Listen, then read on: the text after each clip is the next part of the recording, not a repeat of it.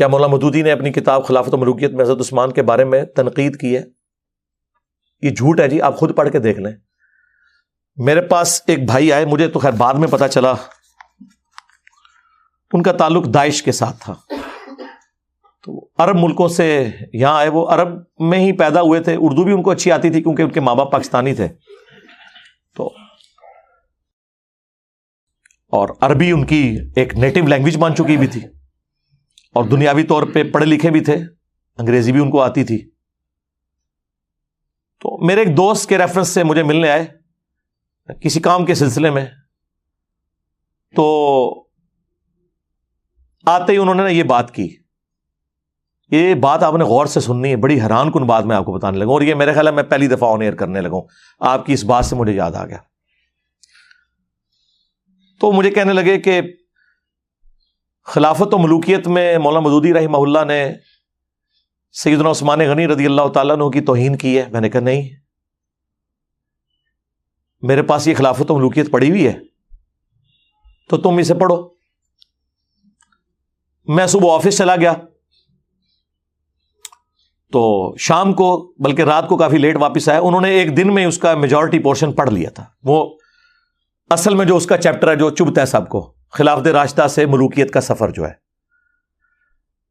تو جب میں واپس آیا نا، تو وہ صبح جو میرے ساتھ بحث کر رہے تھے نا، مجھے کہنے لگے یار مودودی صاحب نے تو جس طریقے سے یہ مقدمہ پیش کیا ہے، اس سے تو سافٹ انداز حق بات کا ہو ہی نہیں سکتا.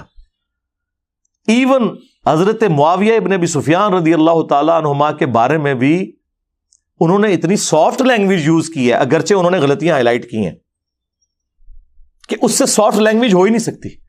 یہ جتنے لوگ ہیں نا، بس وہ جس نے میرے بارے میں کہہ دیا قادیانی ہے،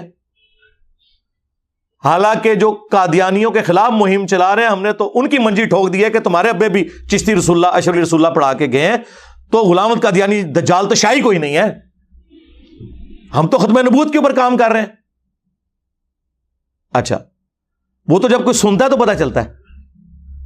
تو مجھے کہنے لگا یار یہ تو مودودی صاحب نے تو بہت زبردست لکھا ہے. میں نے کہا سیدنا عثمان کے حوالے سے کہتے ہیں وہ جو کچھ انہوں نے لکھا ہے، اب تو خیر پوری تحقیق کے ساتھ خلافت و ملوکیت جو نئی چھپی ہے نا، اس میں پورے حوالے بھی نیچے لکھے ہوئے ہیں، اس میں بھی تھے، اب تو بہت تفصیل سے. باقی میرا کربلا والا ریسرچ پیپر میں تو 200 حدیث ہیں.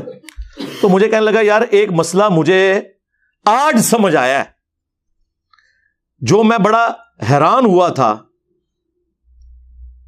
میں نے کہا کیا؟ وہ کہنے لگا کہ جب داعش کی فوجیں داخل ہوئیں عراق کے اندر، شام کے اندر نا، تو کئی لوگ جو ہے نا وہ حضرت علی ابن ابی طالب کے اوپر لعنت کرتے تھے انہیں خوش کرنے کے لیے. تو وہ کہتا ہے کہ ایک آدھ سفر میں بھی ساتھ تھا، تو جب انہوں نے حضرت علی پہ لعنت کی تو ہم سب لوگوں نے تو اپنے کانوں کو ہاتھ لگایا، کیونکہ سنی تو حضرت علی کی رسپیکٹ کرتے ہیں. یعنی یہ آج کے جو سنی ان کو آپ بنو امیہ تو نہ سمجھیں، بنو امیہ کی نہیں دال گلی. تو اگر ان کی دال گلی ہوتی تو بخاری مسلم میں سب و شتم کی روایتیں تو نہ لکھتے، اور بنو امیہ کا رد تو نہ کرتے امام بخاری امام مسلم حضرت علی کی شان میں حدیثیں لے کے. وہ کہنے لگا کہ ہم گاؤں میں داخل ہوتے تو وہ حضرت علی پہ لعنت کرتے، اور وہ لعنت کرنے والے کون؟ شیعہ. اور وہ کیوں کر رہے ہوتے تھے؟ تقیۃً. وہ یہ سمجھتے تھے کہ یہ بنو امیہ کے پیروکار ہیں. جس طرح بنو امیہ اپنے دور میں حضرت علی پہ لعنت کرواتی تھی تو لوگوں کو چھوڑا جاتا تھا، اور تقیۃً شیعہ علی لعنت کر لیتے تھے. ظاہر ہے سارے تو حجر ابن عدی تو نہیں ہوتے نا کلمہ حق بلند کرنے والے،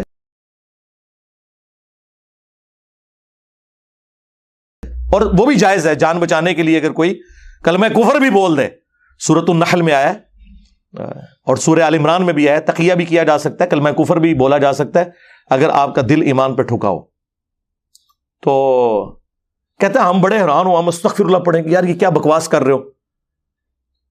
تو وہ آگے سے کہتے ہیں کہ نہیں، جو بنو امیہ ہے وہ تو ہم سے ڈیمانڈ کریں گے یہ.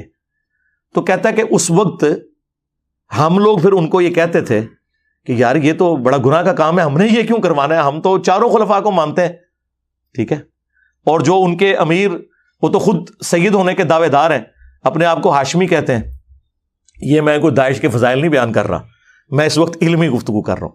مجھے تو جتنی بھی جہادی تنظیمیں ہیں، داعش ہو، القاعدہ ہو، ٹی ٹی پی ہو، باقی ان کے ساتھ سنگین نوعیت کے اختلافات ہیں، وہ ایک معاملہ الگ سے. لیکن میں آپ کو ان پرنسپل یہ بات بتا رہا ہوں کہ وہ نوجوان پھر کہنے لگا مجھے آج یہ بات سمجھ آئی ہے، اس وقت تو ہمیں بڑی حیرانگی ہوئی تھی، لیکن جب میں نے خلافت و ملوکیت پڑھی پھر خیر میں نے اسے جب بخاری مسلم سے احادیث بتائیں، ابو داؤد سے، سنن نسائی سے، المستدرک للحاکم سے، تو کہتا مجھے اب پتہ چلا کہ اچھا یار یہ بات واقعی تھی کہ بنو امیہ کے دور میں یہ کام کروایا جاتا تھا، اور یہ ہم نے پریکٹیکلی چیک کیا ہے کہ شیعان علی نے ہمارے شر سے بچنے کے لیے حضرت علی پہ ہمارے سامنے لعنت کی، تو ہم کہتے تھے یار ان کو کیا ہو گیا، ہم نے تو انہیں کچھ بھی نہیں کہا، اور حضرت علی تو ہمارے لیے بھی رسپیکٹیبل پرسنالٹی ہیں، جو میں اکثر جو ہے وہ اہل تشیع حضرات سے بھی کہتا ہوں کہ اہل سنت کے تو ہاتھ پاؤں بندھے ہوئے ہیں، جس طرح مسلمانوں کے ہاتھ پاؤں بندھے ہوئے ہیں کہ ہم کرسچنز کی رسول اللہ کی شان میں جو گستاخی ہے یا خاکے بنانا، اس کے اگینسٹ غصے میں بھی آ کے تصور نہیں کر سکتے کہ ہم عیسیٰ ابن مریم کی توہین کریں، کیونکہ ہمارے ایمان کا حصہ ہے۔ ہمارے نزدیک جتنا بڑا کافر رسول اللہ کا انکاری ہے اتنا بڑا کافر ہی حضرت عیسیٰ کا انکاری ہے۔ لا نفرق بین احد من رسلی، مرتبے میں فرق اپنی جگہ، تفضیل بین الرسل وہ حق ہے، تلک الرسل فضلنا بعضهم علی بعض، لیکن تفریق بین الرسل یہ کفر ہے۔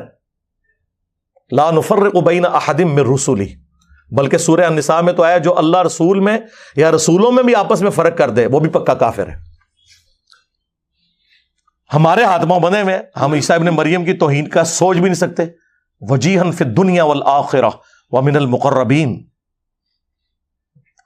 ہمیں کبھی وہم بھی نہیں آتا۔ بالکل اس طریقے سے اگر اہل تشیع کی جانب سے خلفائے ثلاثہ کے اوپر کوئی لان تان کی جاتی ہے تو ہم تو تصور بھی نہیں کر سکتے کہ ان کو غصہ دلانے کے لیے مولا علی علیہ السلام کے بارے میں کوئی ایسی بات کرتے ہیں، نعوذ باللہ من ذالک۔ وہ تو ہم اپنے ایمان کا حصہ سمجھتے ہیں۔ خلفائے ثلاثہ کے بارے میں کوئی حدیث نہیں ہے یہ والی جو مولا علی کے بارے میں صحیح مسلم میں، علی سے محبت نہیں رکھے گا مگر مؤمن، علی سے بغض نہیں رکھے گا مگر منافق۔ یہ تو اسپیسیفکلی امام علی علیہ السلام کے بارے میں، اور مسند احمد میں حدیث، مشکات کے اندر حدیث موجود، اور فضائل صحابہ احمد بن حنبل کی کتاب میں کہ اے علی تیری مثال میری امت میں عیسیٰ ابن مریم جیسی ہے۔ نصارہ ان کے بارے میں غلو کر کے برباد ہوئے، اور یہودی ان کی توہین کر کے، اور پھر مولا علی نے خود فرمایا کہ میری وجہ سے دو فرقے جہنم میں جائیں گے اور دو گمراہ ہوں گے، ایک میری محبت میں غلو کر کے، ایک میری دشمنی میں۔ اور یہ سیم روایت اصول الکافی کے اندر بھی اہل تشیع کے ہاں پائی جاتی ہے، جو مشکات میں مسند احمد کے حوالے سے ہے اور فضائل صحابہ احمد بن حنبل کی کتاب میں موجود ہے۔ اب یہ الگ بات ہے کہ سنیوں سے جب پوچھیں کہ یہ جو محبت میں غلو کرنے والے ہیں کون ہیں، وہ کہتے ہیں شیعہ، اور شیعہ سے پوچھیں کہ محبت میں تو غلو کرنے والے ان کو تو نہیں، ظاہر ہے آپ ڈائریکٹ کہیں گے تو وہ غصہ کھائیں گے، انہیں کہیں کہ آپ بتائیں دشمنی میں غلو کرنے والے کون سے ہیں، تو وہ کہیں گے سنی، یعنی سنی شیعہ کو رافضی اور شیعہ سنیوں کو ناسبی مانتے ہیں، اور کل حزب بما لدیہم فرحون۔ لیکن حقیقت یہ ہے کہ دونوں جگہ غلو موجود ہے۔ کیٹاگوریکلی نہ تو سنی ناسبی ہیں اور نہ کیٹاگوریکلی شیعہ رافضی ہیں، تو لیکن جب وہ اپلائی کرنے کی باری آتی ہے نا، پھر وہ لوگ اپلائی کرنا شروع کر دیتے ہیں۔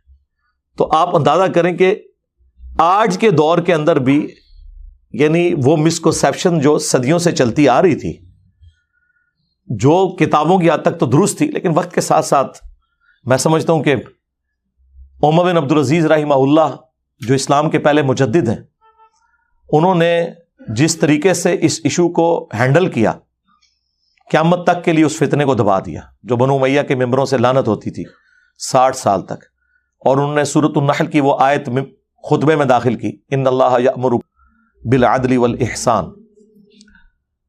تو یہ بہت بڑا امت کے اوپر ان کا احسان ہے، حقیقت بات ہے۔ باقی تفصیل کے لیے آپ میری ویڈیوز دیکھ لیں اور میرا کربلا والا ریسرچ پیپر پڑھ لیں، اس میں ساری احادیث میں نے نقل کی ہیں۔ اور یہ جو تماشا لگایا ہوا انہوں نے کہ نہیں جی وہ تنقید ہوتی تھی، لعنت نہیں ہوتی تھی، تو مسلم شریف میں واضح الفاظ موجود ہیں، لعن اللہ ابا التراب 6229 صحیح مسلم کی حدیث۔ اور تقی عثمانی صاحب کہتے ہیں نہیں وہ بخاری میں ایک حدیث سب کی ہے اور سب کا مطلب تنقید ہے، حالانکہ وہی حدیث مسلم میں تھی، لیکن اس سے اوور لک کیا، یا اوور لک کیا، اگر اوور لک کیا تو بہت خطرناک ہے، یہ تو منافقت ہے، اور اگر جہالت کی وجہ سے کیا تو سرکار اب سمجھ لیں، لیکن نہ یہ اپنے مفتیوں کو جاہل ماننے کے لیے تیار ہے، نہ منافق ماننے کے لیے تیار ہے۔ مسلم شریف میں واضح الفاظ تھے، لعنت کے الفاظ موجود تھے۔ بہرحال مولانا مودودی رحمہ اللہ نے جس پیشن کے ساتھ اس چیز کو ہائی لائٹ کیا خلافت و ملوکیت میں سمجھتا ہوں اس کام کو اگر 4 چاند کسی بندے نے لگائے ہیں نا تو مولانا اسحاق صاحب ہیں رحمہ اللہ۔ مولانا اسحاق صاحب نے قیامت تک کے لیے رافضیت اور ناصبیت دونوں کے خلاف ایک بند باندھا ہے، اور الحمدللہ اس مقدمے کو میں نے ایک عام فہم انداز میں حدیثوں کی نمبرنگ کے ساتھ اپنے ریسرچ پیپر واقعہ کربلا کا حقیقی پس منظر 72 صحیح الاسناد احادیث کی روشنی میں، جس میں 200 روایتیں جمع کی، 72 میں نے شہداء کربلا کی نسبت رکھی، اس کے اندر پورا مقدمہ کلیئر کیا، جسے شوق ہو تو وہ دیکھ سکتا ہے۔ باغ فدق آپ کے مطابق مینیجریل ایشو تھا، لیکن اگر نبی الاسلام کے وارث نہیں ہوتے تو اس کے اوپر میں میرے بھائی پہلے بول چکا ہوں، میرا موقف یہ ہے کہ آج کی ڈیٹ میں یہ ایشو ریزالو ہے۔ جن لوگوں کے ساتھ مولا علی علیہ السلام نے اپنی زندگی میں کمپرومائز کیا، یعنی خلفائے ثلاثہ، اہل تشیع کہتے ہیں کہ تقیہ کیا یا امت کے وسیع تر مفاد میں کیا، سنی کہتے ہیں نہیں دل سے کیا، دونوں اپنے اپنے موقف پہ قائم رہے، اینڈ رزلٹ کیا ہے کہ کیا، ٹھیک ہے۔ جن سے مولا علی کی دوستی ہے چاہے وہ کسی بھی وجہ سے، ہماری ان سے قیامت تک دوستی، اور جن سے آپ کی دشمنی ہے اور ان پہ قنوت نازلہ پڑی ہے، المصنف ابن ابی شیبہ میں اللہم علیک بمعاویہ و اشیاءہ و عمر بن عاص و اشیاءہ و ابا سلمی و اشیاءہ، اور مصنف ابن ابی شیبہ کے اندر موجود ہے کہ میں اللہ سے امید کرتا ہوں کہ مقتولین صفین جو میرے مخالفین ہیں ان کو بھی اللہ معاف کر دے گا، اور پھر مقدمہ میرے اور معاویہ کے درمیان اللہ کی عدالت میں طے پائے گا۔ تو مولا علی نے معاویہ ابن ابی سفیان رضی اللہ تعالیٰ عنہ کے بارے میں اس مسئلے کو، چیپٹر کو کلوز نہیں کیا، وہ چیپٹر آج تک کھلا ہے اور وہ کھلا رہے گا، اسے کوئی بند نہیں کر سکتا۔ جہاں پہ چیپٹر کلوز ہے اسے کلوز رہنے دیں اور اتحاد امت پہ کام کریں۔